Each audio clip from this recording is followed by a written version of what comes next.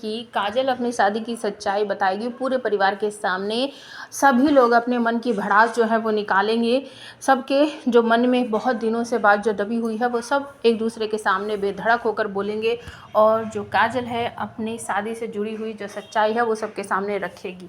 क्योंकि सब यहाँ पर भंग का नशा सबको चढ़ गया है, सबने खंडई जो है वो पी ली है, जिसकी वजह से सबको नशा चढ़ गया है और सब एक ही जगह बैठे हैं, सारा परिवार। और यहाँ तक कि जो बी नानू है वो भी वहीं बैठे हैं और सब एक दूसरे की बातें सुन रहे हैं, अपने मन की भड़ास निकाल रहे हैं। और जब सब काजल से पूछते हैं कि तुमने क्यों फूफा से सास से शादी की थी, उनमें क्या तुम्हें ऐसा अच्छा दिखा था जिसकी वजह से तुमने उनसे शादी कर ली थी, तो काजल यहाँ पर रोती हुई कहती है कि मेरी फूटी किस्मत, मेरा शादी उनसे हुई है। वो इंसान तो मुझे बिल्कुल भी पसंद नहीं है।